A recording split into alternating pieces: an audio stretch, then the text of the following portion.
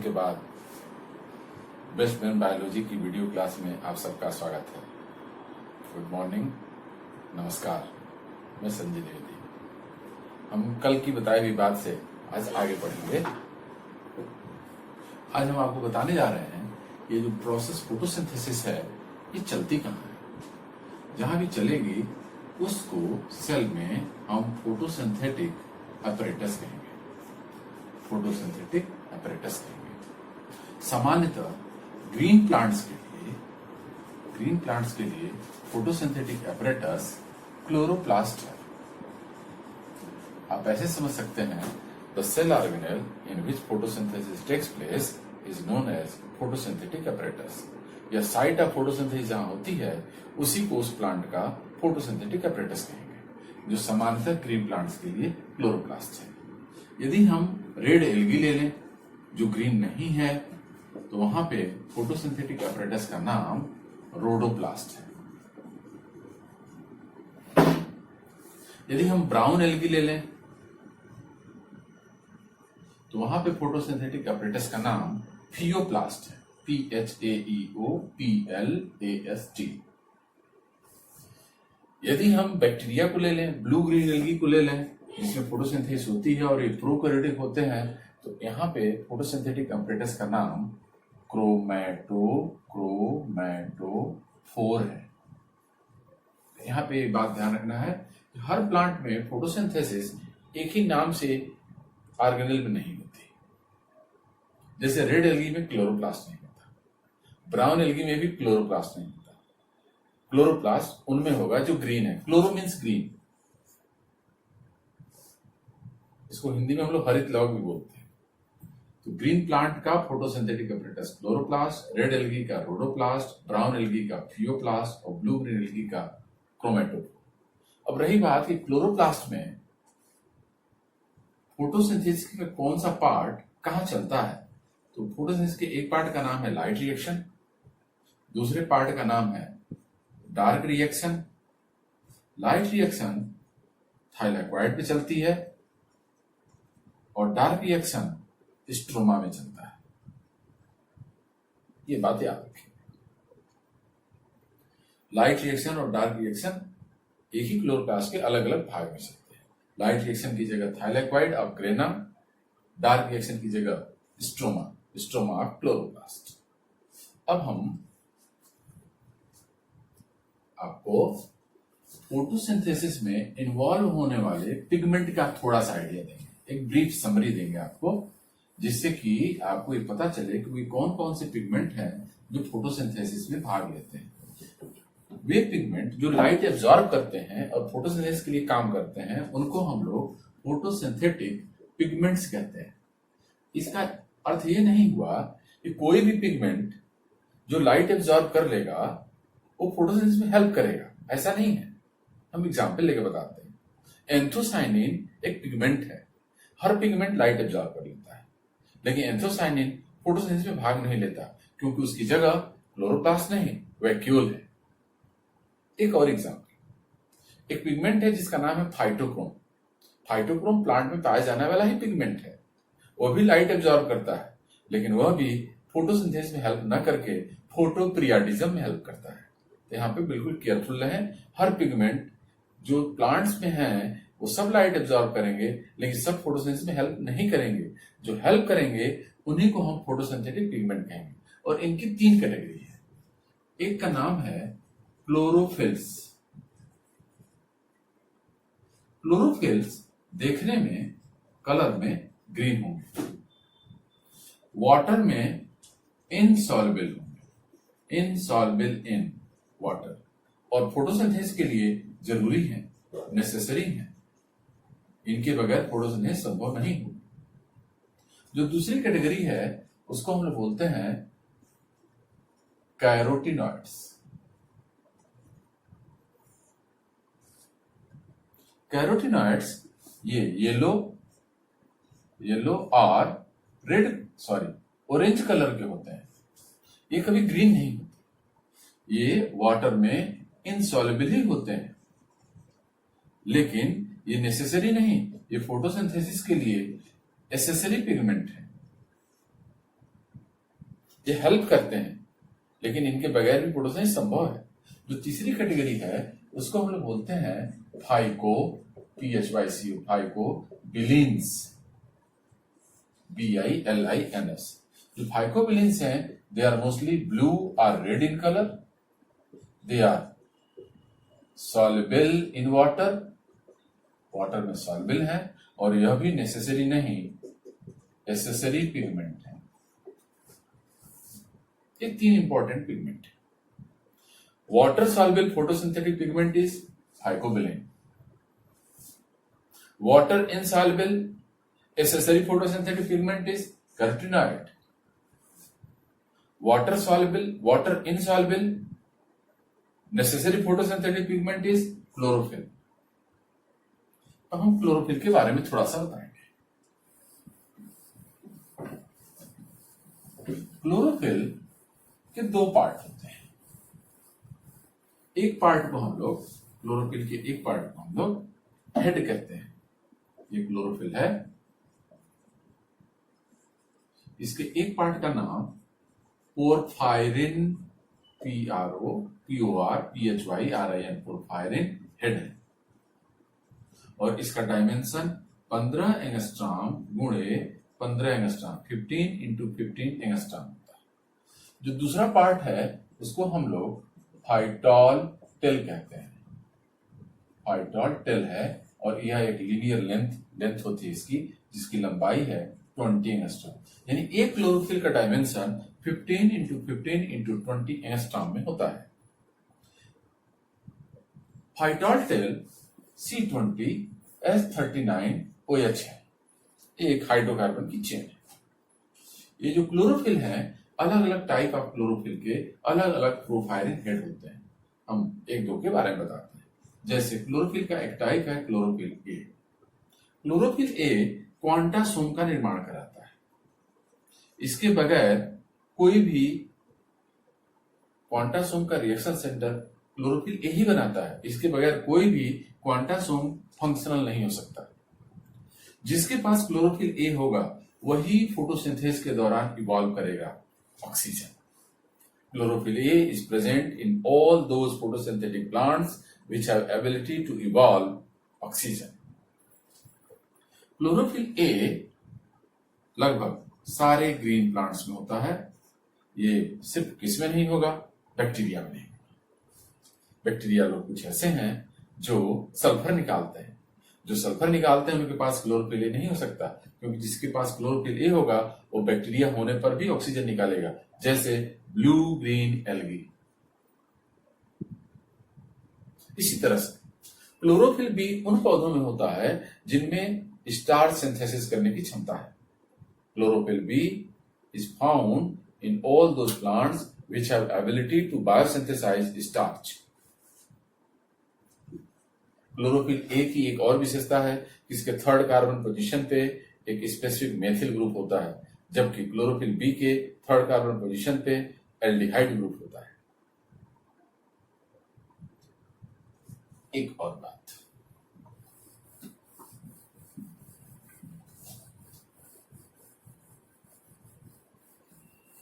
ये जो accessory pigment है कैरोटिनॉइड, वो वाटर में इनसॉल्युबल है, येलो और ऑरेंज कलर का है, और ये खुद भी 2 कैटेगरी के होते हैं। एक को हम बोलते हैं कैरोटीन्स, दूसरे को बोलते हैं कैरोटिनॉल्स। जो कैरोटीन है, इनको सबसे पहले जिस आदमी ने आइसोलेट किया था उसका नाम वेकेन रोडर। जिससे आइसोलेट किया था it was carrot, root of carrot, इसीलिए इसका नाम कैरोटीन पड़ गया। जो इंपॉर्टेंट कैरोटीन है उनमें उनके नाम है alpha, beta, gamma, lycopene etcetera. जो इसमें मोस्ट कॉमन है उसका नाम है बीटा कैरोटीन, इसका फॉर्मूला C40H56 है। इस बीटा कैरोटीन को 2 मॉलिक्यूल वाटर दे दें in the presence of enzyme carotenase, तो यह विटामिन ए में बदल जाता है 2C20H29OH। 2C20H29OH, it is the vitamin A. Beta carotene is C40H56. किससे जुड़ने पर? दो मॉलिक्यूल वाटर से जुड़ने पे किसे बदल गया?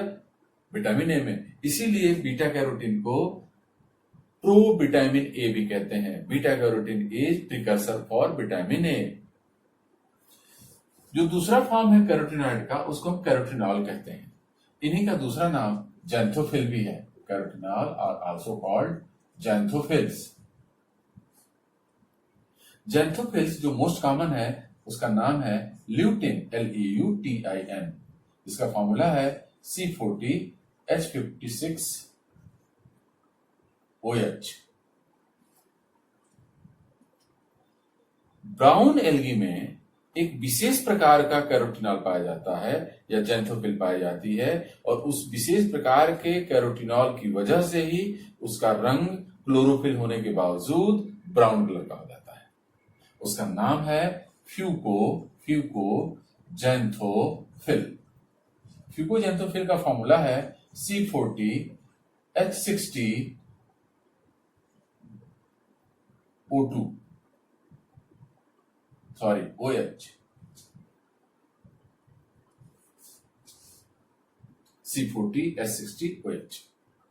Due to abundant presence of fucoxanthophil, the color of brown algae is brown। अब हम तीसरे प्रकार के पिगमेंट का आइडिया लेते हैं। तीसरे प्रकार के पिगमेंट का नाम है थाइकोबिलिन्स। इसकी विशेषता में हमने बताया कि दीज आर आइदर ब्लू और रेड इन कलर। थाइकोबिलिन्स BILINS। ये भी दो कैटेगरी के हैं। एक को हम लोग बोलते हैं थाइकोसाइनिन, एक को बोलते हैं थाइकोरिथ्रिन। थाइकोसाइनिन भी दो फॉर्म में एग्जिस्ट करता है, C-फाइकोसाइनिन, R-फाइकोसाइनिन। इसी तरह से फाइकोरिथ्रिन भी दो फॉर्म में एग्जिस्ट करता है, C-फाइकोरिथ्रिन, R-फाइकोरिथ्रिन। यहां ध्यान देना है, C-फाइकोसाइनिन और C-फाइकोरिथ्रिन ब्लू ग्रीन एल्गी में पाया जाता है, और इसमें से C-फाइकोसाइनिन एबंडेंट मात्रा में होता है, जिसकी वजह से blue green algae colour blue दिखता है। ऐसे ही R-फाइकोसाइनिन और R-फाइकोरिथ्रिन जिस प्लांट में पाया जाता है उसका नाम है रेड एल्गी, और रेड एल्गी का red colour is due to abundant presence of R-फाइकोरिथ्रिन। फिर से बोलना है, C-फाइकोसाइनिन and C-फाइकोरिथ्रिन are phycobilins present in blue-green algae. Due to abundant presence of C-फाइकोसाइनिन, the color of blue-green algae is blue. R-फाइकोसाइनिन and R-फाइकोरिथ्रिन are phycobilins present in red algae. Due to abundant presence of R-फाइकोरिथ्रिन, the color of red algae is red. ये जो pigment हैं इनका काम क्या है? ये quantasome बनाते हैं। फिर क्वांटासोम का काम क्या है? लाइट एनर्जी को ट्रैक करना और फाइनली उसको केमिकल एनर्जी में बदलना। अब हम उस लाइट के बारे में थोड़ा जानकारी देंगे जो फोटोसिंथेसिस में फोटोसिंथेटिक पिगमेंट्स के द्वारा ट्रैप होती है, यानी एब्जॉर्ब होती है।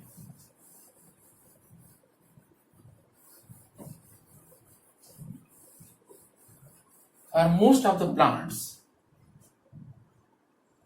जो लाइट एब्जॉर्ब होती है फोटोसिंथेसिस के लिए, इट इज विजिबल लाइट। उसका नाम visible light.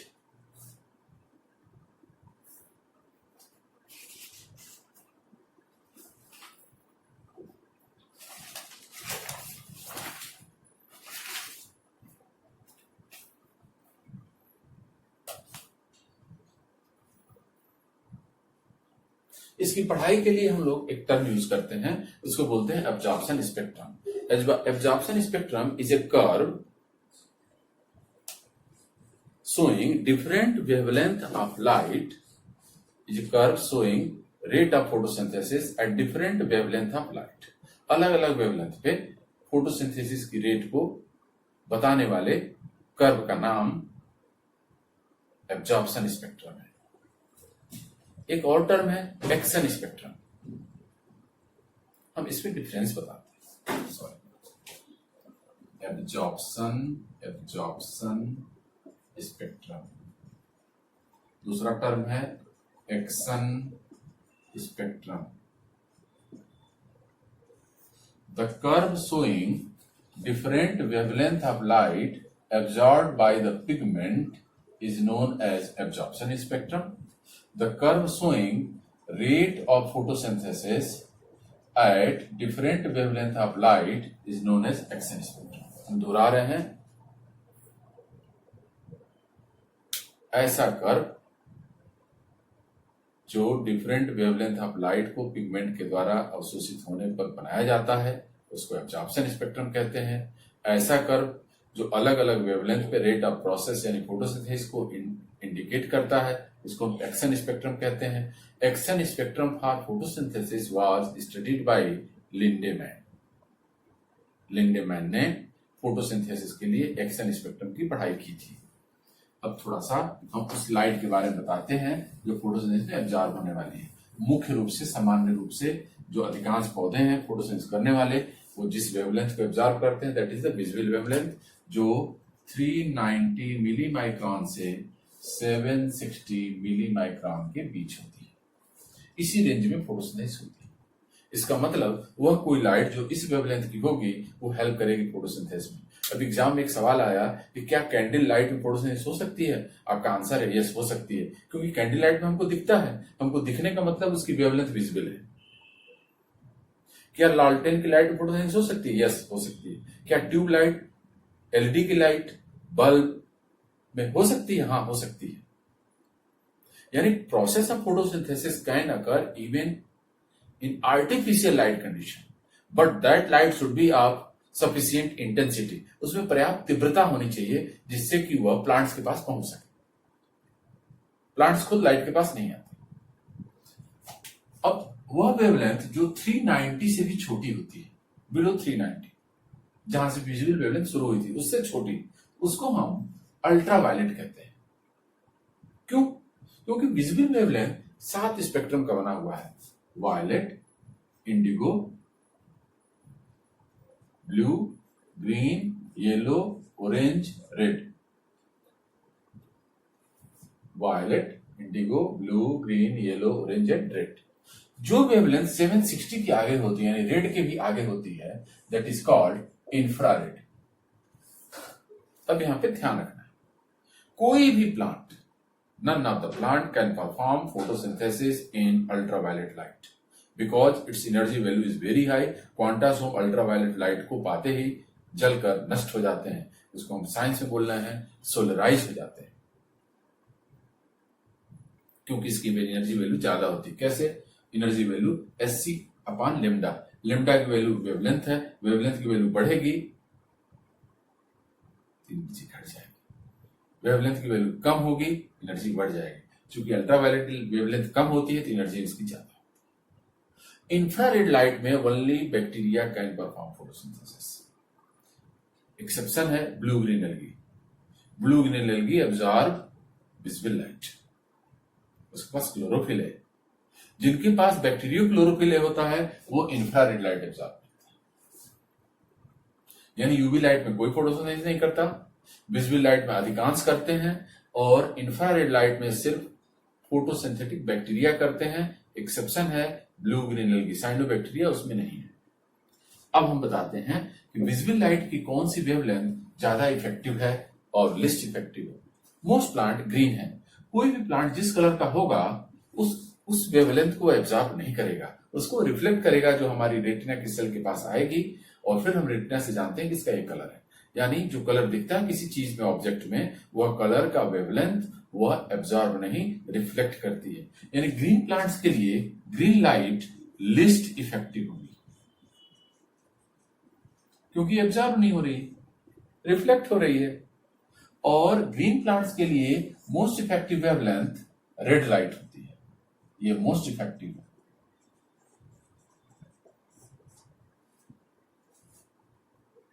Second most effective wavelength blue है। अब इसको हम उल्टा कर रहे हैं। In case of red algae list effective wavelength is green, क्योंकि वो case of red algae the list effective wavelength for photosynthesis is red, क्योंकि वह रेड को एब्जॉर्ब नहीं रिफ्लेक्ट कर रहा है। And most effective wavelength for photosynthesis for red algae is green, यानी जो ग्रीन के लिए थी उसका उल्टा रेड एल्गी के लिए। अब एक और कैटेगरी है प्लांट्स, बोलते हैं brown algae. Brown algae most effective wavelength is blue. ये बातें याद रखेंगे। अब एग्जाम में सवाल आया कि किस वेवलेंथ में या किस लाइट में सर्वाधिक फोटोसिंथेसिस होती है। ऑप्शन लिखा है ब्लू, ग्रीन, रेड और सनलाइट या व्हाइट लाइट। तो आपका आंसर है व्हाइट लाइट। क्यों? क्वेश्चन में ये मालूम ही नहीं है कि किस प्लांट के लिए बात हो रहा है। अब जो भी प्लांट मैक्सिमम करेगा that will function maximum in white light, because all these wavelength जब एक साथ होती हैं तो उनका कलर नहीं रहता, उन्हीं को व्हाइट लाइट बोलते हैं। यदि व्हाइट लाइट ऑप्शन में नहीं दिया है तो ऑप्शन में दिया होगा sunlight. Sun is the only natural sole source of light on earth. इस बात को याद रखना है। ग्रीन लाइट, ग्रीन प्लांट्स के लिए green light least effective, red light most effective photosynthesis में, जबकि रेड एल्गी के लिए least effective red, most effective green और ब्राउन एल्गी के लिए मोस्ट इफेक्टिव ब्लू है। अब इसके आगे हम आपको थोड़ा सा प्रोसेस की समरी देते हैं, मैकेनिज्म की समरी देते हैं। फोटोसिंथेसिस एक कॉम्प्लेक्स प्रोसेस है। इसकी कॉम्प्लेक्सिटी को ध्यान में रखकर इसके दो टुकड़े कर दिए जाते हैं। ध्यान दीजिए, फोटोसिंथेसिस को पढ़ने के लिए ठीक से एक दो टर्म और जान लीजिए मुझसे। एक टर्म है PAR। PAR का पूरा नाम है photosynthetically active radiation. It is the range of wavelength in which process of photosynthesis can occur. PAR कुछ नहीं है, it is the range of wavelength of light in which the process of photosynthesis can take place. और इसके बारे में हम just थोड़ी देर पहले आपको बताए हैं। इस रेंज का ही नाम विजिबल लाइट है, जो 390 से 760 मिली माइक्रोन के बीच होती है for most of the plants, but for bacteria it's range is infrared light. वह बैक्टीरिया जो विजिबल लाइट में फोटोसिंथेसिस करता है उसका नाम साइनोबैक्टीरिया या ब्लू ग्रीन एल्गी। दूसरा टर्म है क्वांटम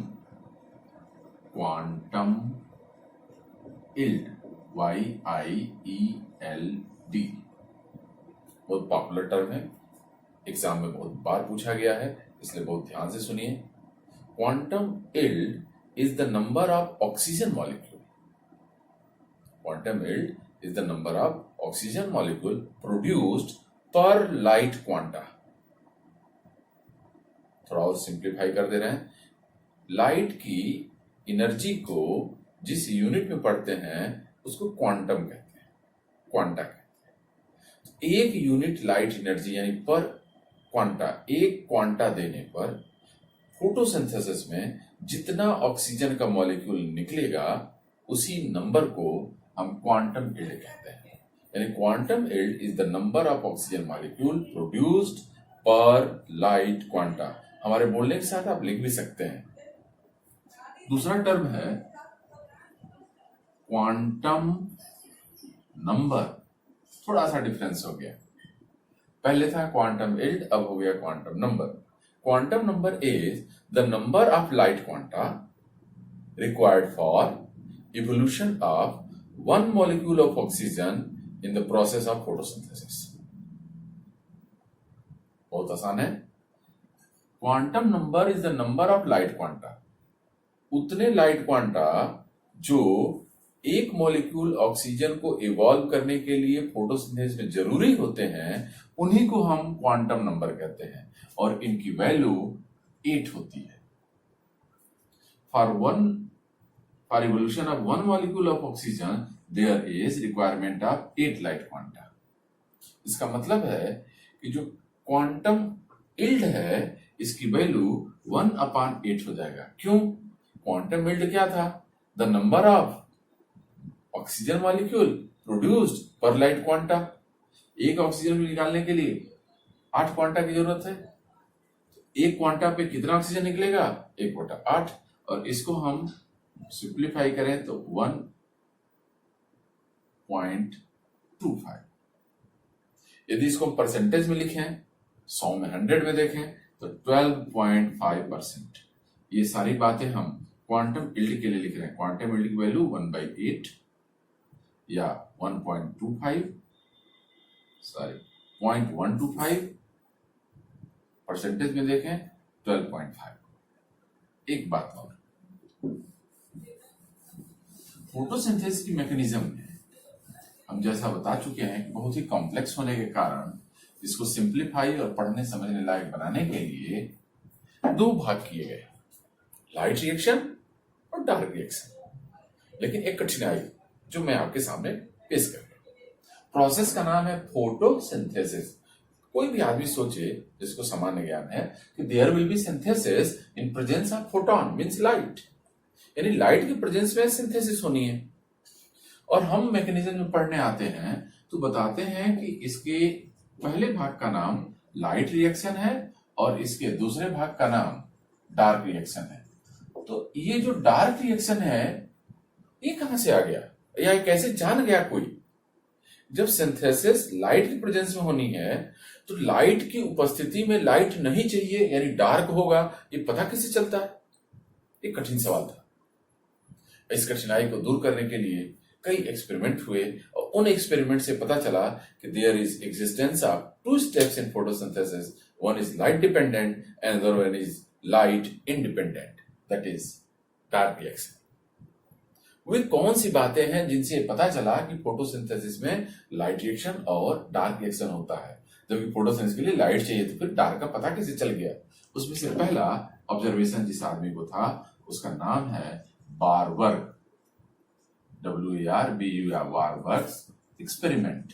एक्सपेरिमेंट का नाम था फ्लैशिंग लाइट एक्सपेरिमेंट। जिसपे किया गया था वो प्लांट था एल्गी, सिंगल सेल की एल्गी, ग्रीन एल्गी, उसका नाम था क्लोरेला। क्लोरेला पे बारबर्ग ने कॉन्टिन्यूअस लाइट दिया और जो फोटोसिंथेटिक यील्ड था, फोटोसिंथेटिक यील्ड जो फोटोसिंथेसिस में उत्पाद बनता, जिसको हम ऑक्सीजन के काउंटिंग से भी पता कर लेते हैं, उसको उन्होंने काउंट किया। इसी एक्सपेरिमेंट को दोहराया और नेक्स्ट टाइम उन्होंने कॉन्टिन्यूअस लाइट के बजाय इंटरमिटेंट लाइट दिया, यानी लाइट दिया फिर डार्क फिर लाइट फिर डार्क फिर लाइट फिर डार्क, एक एक मोमेंट के लिए दिया। The presence of light for a moment is flash. हम कैमरा यूज करते हैं, एक क्षण के लिए लाइट जलती है, उसको हम फ्लैश बोलते हैं। वही बात यहाँ पे एक्सपेरिमेंट में लिखा गया, फ्लैशिंग लाइट। एक बार लाइट देंगे, फ्लैश चमकाएंगे, फिर लाइट नहीं रही, फिर चमकाया, फिर लाइट नहीं रही, फिर क्लिक किया, फिर लाइट नहीं रही। और ऐसा करते हुए फोटोसिंथेटिक यील्ड को मेजर किया और पाया कि फोटोसिंथेटिक यील्ड जो है पहले था, इट वाज इंक्रीज्ड, वो बढ़ गया, ग्लूकोज की मात्रा बढ़ गई। इसका मतलब बढ़ी हुई मात्रा का संबंध लाइट से नहीं, डार्क से है। यानी जो फोटोसिंथेसिस में सिंथेसिस है, सिंथेसिस ऑफ ग्लूकोज है, उसका संबंध लाइट से नहीं, उसका संबंध डार्क से है। ये एक्सपेरिमेंट से पता चल गया। आगे चलकर एक दूसरे साइंटिस्ट जिनका नाम इमर्सन और आर्नल्ड है, उन्होंने भी एक्सपेरिमेंट किया। इमर्सन एंड इनके स्टूडेंट थे आर्नोल्ड, ARNOLD। इनका भी एक्सपेरिमेंट क्लोरेला पे था। उन्होंने पहले वाले एक्सपेरिमेंट की तरह एक्सपेरिमेंट दोहराया और उन्होंने कॉन्टिन्यूअस लाइट दिया, फोटोसिंथेटिक यील्ड यानी ऑक्सीजन का इवोल्यूशन मेजर किया। अगली बार में उन्होंने अल्टरनेट क्रम में light dark light dark light और डार्क दिया और पाया कि ऑक्सीजन का इवोल्यूशन बढ़ गया। यह बढ़ी हुई ऑक्सीजन के इवोल्यूशन का संबंध निश्चित तौर पर डार्क से है। इसका मतलब प्रोसेस जो फोटोसिंथेसिस है उसका कुछ न कुछ भाग ऐसा है जिसको लाइट की जरूरत नहीं है। एक तीसरे साइंटिस्ट जिनका नाम F. ब्लैकमैन है, उन्होंने भी अपने एक्सपेरिमेंट से ये बात इंडिकेट कर दिया था। ब्लैकमैन के अनुसार Q10 की वैल्यू लाइट रिएक्शन के लिए 1 होती है, याद रखना है आपको, बहुत जरूरी है। और इसी Q10 की वैल्यू डार्क रिएक्शन के लिए 2 होती है। हम आपको रफ में संक्षिप्त में बता रहे हैं। वह कोई प्रोसेस जिसमें सिंथेसिस होगी और वो टेम्परेचर से प्रभावित हो तो उसके लिए Q10 की वैल्यू 2 या उससे अधिक होगी। वह कोई प्रोसेस जो टेम्परेचर से प्रभावित नहीं होगी और उसमें सिंथेसिस नहीं होगी तो उसके लिए Q10 की वैल्यू 1 होगी। एक्सपेरिमेंट बता रहा है कि जब लाइट रिएक्शन कराया गया, सिर्फ लाइट दी गई तो Q10 की वैल्यू 1 थी, यानी यहां सिंथेसिस नहीं हुई, ग्लूकोज नहीं बना। जब Q10 की वैल्यू 2 हुई तो उस समय लाइट के साथ साथ डार्क भी मिक्स किया गया। इसका मतलब जो सिंथेटिक वाला पार्ट है उसका संबंध डार्क से। अब बहुत ही आसान हो गया। जो मैकेनिज्म है फोटोसिंथेसिस की 2 भागों में बटी हुई, उसमें से पहले भाग में ग्लूकोज नहीं बनेगा। ग्लूकोज बनाने के लिए चलाना पड़ेगा डार्क रिएक्शन। और डार्क रिएक्शन को डार्क रिएक्शन इसलिए नहीं कहते कि उसको हम डार्क में चलाते हैं, बल्कि उसको लाइट की जरूरत नहीं होती। लाइट होती है लेकिन उसको जरूरत नहीं होती। बहुत सारी चीजें हैं, हम सो रहे हैं, हमको सोने में लाइट जला दें तो भी सो लें, लाइट ऑफ हो जाए तो भी सो लें, यानी सोने के लिए लाइट का जलना जरूरी नहीं है। यानी सोना light independent process. That similarly glucose का बनना फोटोसिंथेसिस में लाइट इंडिपेंडेंट है। It may happen in presence of light, but it does not require the presence of light. That's why its name is dark reaction. इन तीनों experiment से ये बातें स्पष्ट हो गई कि एक फोटोसिंथेसिस के 2 भाग हैं। फिर से हम दोहरा दे रहे हैं, the existence of light and dark reaction in photosynthesis was proved by any one of the following experiment. Experiment number 1, Warburg's flashing light experiment on chlorella. Second, Emerson and Arnold supplemented continuous light condition on chlorella and measured evolution of oxygen or photosynthetic yield. They found that the photosynthetic yield was more when light and dark periods were alternated. It clearly indicated that the synthesis of glucose in photosynthesis is related with dark period.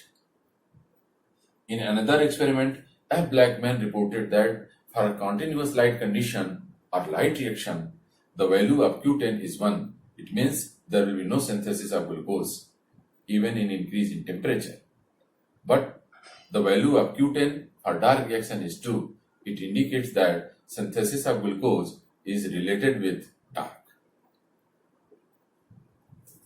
अब हम process के 2 भाग में से एक भाग को लेते हैं। पहले नंबर पे लाइट रिएक्शन। लाइट रिएक्शन की आप लोगों में से बहुत लोगों ने पढ़ाई की होगी और पढ़ने से पता चला होगा कि इसी का नाम हेल्स रिएक्शन है। क्यों? क्योंकि light reaction was discovered by Orhel. इस वजह से इसका नाम हेल्स रिएक्शन है। इस रिएक्शन के दौरान लाइट के प्रेजेंस में केमिकल रिएक्शन चलाया जाता है और एटीपी बनाया जाता है, और इस वजह से लोग इसी रिएक्शन को यानी लाइट रिएक्शन को ही फोटोकेमिकल रिएक्शन कहते हैं।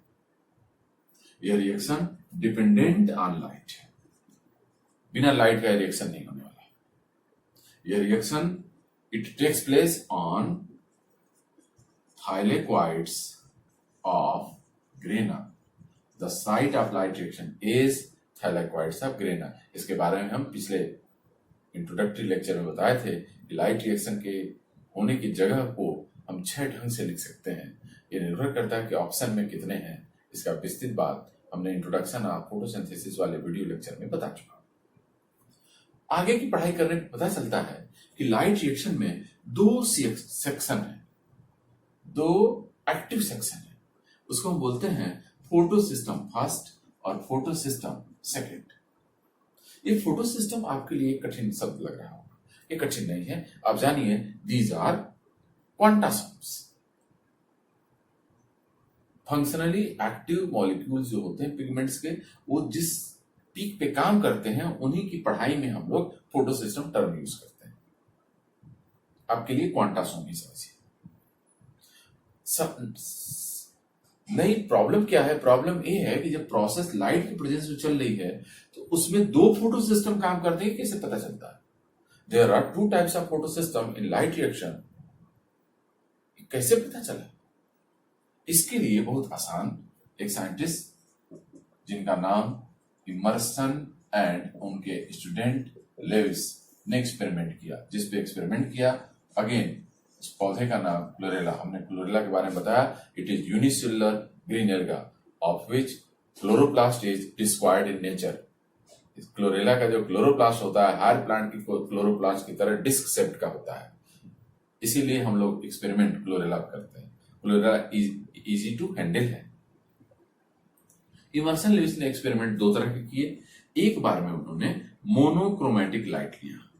मोनोक्रोमेटिक लाइट लेने का मतलब सिंगल वेवलेंथ की लाइट लिया और बार बार उस लाइट को चेंज करते गए और फोटोसिंथेटिक यील्ड यानी ऑक्सीजन किस रेट से निकल रहा है उसको नापते गए। आप सोच रहे हैं क्यों फोटोसिंथेटिक यील्ड को ऑक्सीजन के माध्यम से नापते हैं? ये पौधा प्लांट क्लोरेला पानी में होता है, ऑक्सीजन गैस के फॉर्म में निकलेगी तो बबल निकलेगा और बबल को काउंट करना आसान होता है। That's why photosynthetic yield was measured in terms of oxygen evolution. बात को समझते हैं। उन्होंने सिंगल वेवलेंथ की लाइट दी, इसलिए मोनोक्रोमेटिक लाइट कहते हैं। और कौन सी लाइट दी? ग्रीन प्लांट के लिए रेड वेवलेंथ जरूरी होती है, जिसकी रेंज 650 से शुरू होती है। 650 मिली माइक्रोन से लेकर 680 मिली माइक्रोन तक की लाइट को हम लोग रेड लाइट कहते हैं। 680 से 760 मिली माइक्रोन वेवलेंथ की लाइट को फार रेड लाइट कहते हैं। ये ध्यान रखना है कि जब इमर्सन लेविस ने मोनोक्रोमेटिक लाइट दी तो 680 से आगे की वेवलेंथ पर एबव 680 मिली माइक्रोन के वेवलेंथ पर rate of oxygen evolution was dropped and it was described as red drop. Red light में ही फोटोसिंथेसिस की दर घट गई, जबकि प्लांट ग्रीन था और उसमें रेड लाइट में फोटोसिंथेसिस की दर को घटना नहीं था, और इस घटने को उन्होंने रेड ड्रॉप नाम दिया। अगले एक्सपेरिमेंट में उन्होंने जो लाइट दिया वो लाइट थी सिनक्रोनस। सिनक्रोनस लाइट में रेड लाइट भी थी और फार रेड लाइट, दोनों को एक साथ मिलाकर लिया, यानी रेड वेवलेंथ में से भी लिया और फार रेड वेवलेंथ से लिया। जब दोनों को लिया तो रेट ऑफ प्रोसेस सिनर्जेटिकली इनहैंस्ड, बहुत ज्यादा बढ़ गई। यदि रेड लाइट में 1 हो रही थी, फार रेड लाइट में 1 हो रही थी, और रेड और फार रेड को जब मिक्स किया तो सामान्य नियम ये कहता है कि 1 + 1 होना चाहिए। यहां 1 + 1 11 हो गया। इसको उन्होंने नाम इनहैंसमेंट नाम दिया, इनहैंसमेंट इफेक्ट। इनहैंसमेंट इफेक्ट में जो वेवलेंथ ली गई थी वो सिंक्रोनस थी। जिस इफेक्ट की वजह से इनहैंसमेंट होता है उसको हम लोग सिनर्जेटिक इफेक्ट कहते हैं। रेड ड्रॉप में जो लाइट ली गई थी वो मोनोक्रोमेटिक थी, और इनहैंसमेंट होने का कारण था रेड और फार रेड दोनों लाइट लेने पे अचानक फोटोसिंथेसिस की दर का बढ़ जाना।